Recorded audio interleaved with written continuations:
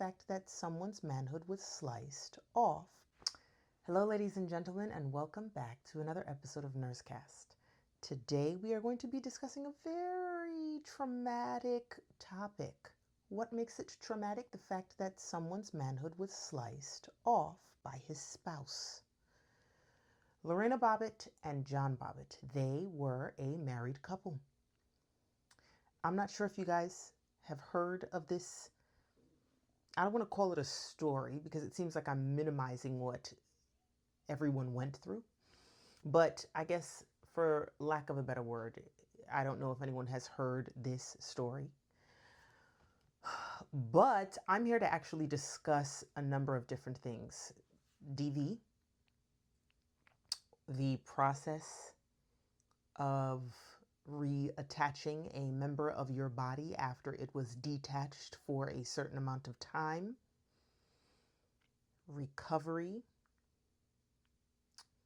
and of course, the two sides of the story and how healthcare professionals, how law enforcement views DV situations. What I would like to say is that anybody who is experiencing DV, my heart goes out to you, and that I hope that you are able to surround yourself with people that can provide you with resources to get you help. That being said, Lorena Bobbitt was married to John Bobbitt, and according to loved ones from different interviews, friends, close people, or people that spend a decent amount of time with them, their relationship didn't look like it maintained I'm trying to find the right word because I feel like sometimes certain platforms don't like when you say certain things. It didn't look like their relationship presented an uncomfortable atmosphere. I hope you understand what I'm trying to say. So, yes, there was a massive amount of surprise, not just because the act was surprising and traumatic, but for other components aside from that. Their relationship did not look like one of turmoil and trouble and sadness and pain and anguish. However, that is what Lorena Bobbitt said. That is what she disclosed in a number of her interviews. She did portray remorse and sadness and regret. I would like to go out on a limb here and say that the remorse, sadness, and regret wasn't necessarily associated with the way she responded to what she was going through, but with how long she went through what she was going through.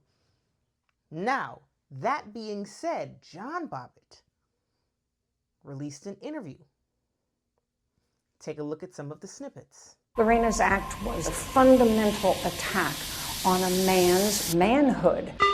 I was crying. I said I don't want to have sex. This was a woman at the edge. The first thing that I saw was the knife. She marches right back into the bedroom and just does the deed. I don't know how to say that for network television. She just...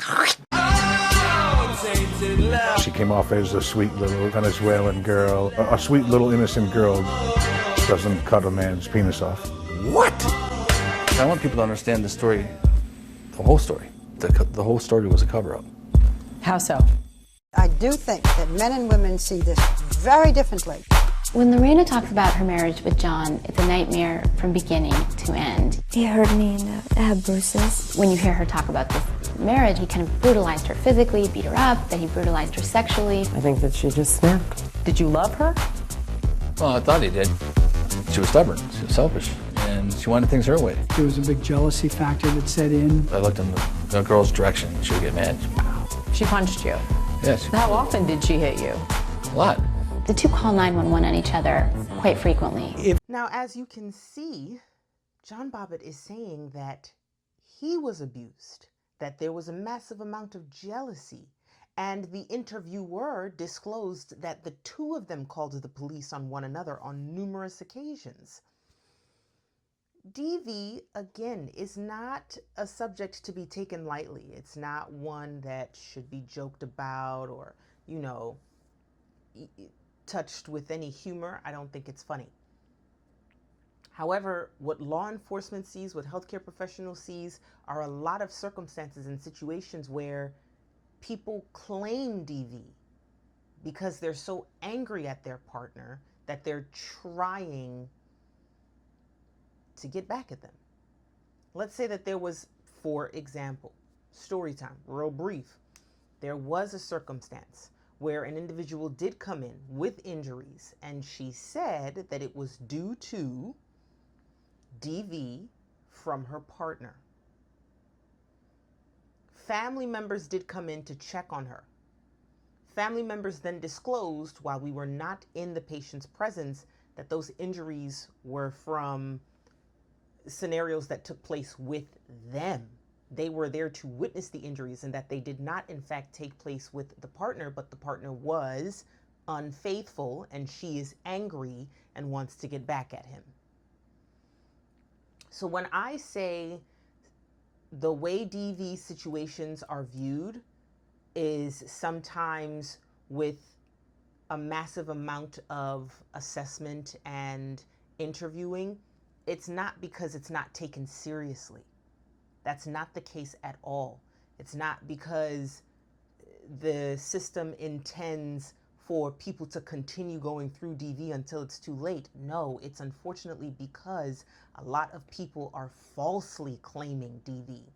And so in these circumstances, when one person is saying one thing and the other person is saying the other, and there's a lot of he say, she say, credibility starts to minimize more and more.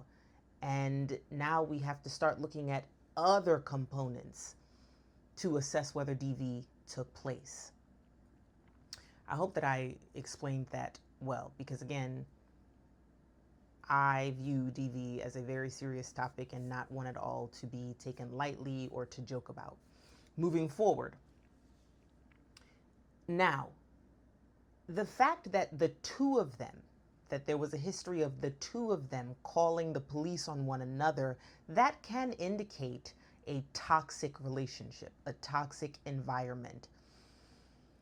He also, like I mentioned, disclosed that the relationship was riddled with jealousy, that she didn't like it when he as much as looked at another woman. Jealousy is a hell of an emotion. Let's take an intimate relationship out of it. Jealousy amongst friends. There are cases where people unalive other people out of sheer jealousy.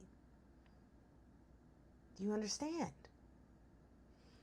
Let's switch on over to Lorena's discussion, her explanation, her description of everything that she was going through. She said that she was, again, I got to choose my words wisely. I'm learning. The relationship for her was brutal. There was a massive amount of discomfort, a lot of hands being placed in places with force that it should not have been. And therefore, she had gotten to a point where she had had enough, because the night that she committed the crime of getting rid of John's manhood, he had RP'd her. RP'd. I hope you know what I'm talking about. And she had said no. And there were so many people that were saying, well, you're married. That can't happen when you're married. You're married. You're married. No means no. If you are married, why are we taking respect out of the equation? So just because you're married, you no longer have a say? That point to me doesn't make any sense. A marriage is built off of respect. The foundation is respect, love, trust. Why would you do that to someone that you love, trust, and respect? Oh, you said no? I'm going to do it anyways? That doesn't make any sense to me. That is an invalid argument. Being married, no. No. So what was explained by Lorena was simply that she had had enough, and that she had went in the kitchen, she had picked up a cooking utensil, and she had returned to the place of the act, and she had committed another act, significantly more severe. But what happened after that was she placed it in a bag, zipped it, and flung it out the window. Now, I gotta be honest with y'all. That does seem like the behavior of someone who has simply had enough. You have taken and taken and taken and taken from me. I don't want to completely eradicate the fact that, yes, jealousy can lead to individuals making very horrendous decisions. But at the end of it all, she was found not guilty. Nothing. Take a look at this clip. She had ended up with that knife, just stabbing him to death. You had never heard of Lorena Bobbitt. I picked up the knife and I went back to the bedroom. She said, I'm going to do something to him right now where he'll never do that to me again. I caught him. Describe the look on your doctor's face when you showed him what Lorena had done. It was like his jaw dropped. Couldn't believe it. And then, of course, Lorena threw it out a window. Yes, I threw it out of the window. How did the cops find it? Think about it. In a field. The police scavenged about, found the organ undamaged. No dogs had chewed on it. It was retrievable. They get a hot dog container, they fill it with ice, and that's how they take it to the hospital. It's quite a story. There's been a verdict in the trial of Lorena Bobbitt, the woman charged with The jury finds the defendant not guilty. Nothing? Nothing for that? Not guilty. So, ladies and gentlemen, the police officers went and found this dismembered part of John's body, put it in a bag of ice, and took it to the hospital where John was at. And the surgeon said, yeah, we can still reattach this. The ice is preserving the components of that body part that will allow for the reattaching of the important pieces to make everything whole again. Now, I was concerned about the blood loss, because I mean, it wasn't like the police officers went outside and immediately found it and then they were flashed. Everything took time. Everything took time. Now, before we move on to this next component, I want to remind everybody to click the link below and take a look at my graphic novels and the campaign that we are running to turn my graphic novels into an animated movie. I would love your support. Whatever donation counts. It'll make a difference, I promise. If every single individual watching this video donates $10, it'll take me significantly further. Thank you.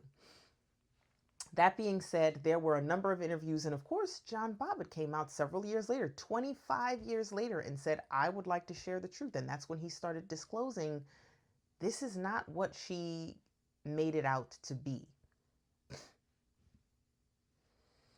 And this is what I mean when I say law enforcement and healthcare professionals end up having to assess multiple different components of a situation before deeming certain things. Because unfortunately, there are a number of toxic relationships where certain people have claimed DV, and it was proven by close family members or whomever else that does not benefit in any way at all from telling the truth. You know, they come in, they end up being a part of the situation, and they end up sharing, you know, the truth is XYZ took place, not what the patient said. And that's sad. That's also sad. You know, it makes it really difficult to address the issue in true DV victims. Again, my heart goes out to DV victims. I do hope that you surround yourself by people who can provide you with resources. I hope that you are safe. I hope that you are close to getting safer. DV victims are always in my thoughts and prayers. That said, ladies and gentlemen, I just want to end this video on a significantly more positive note by reminding you guys all to take a look at the link below, my campaign, and donate. Thank you.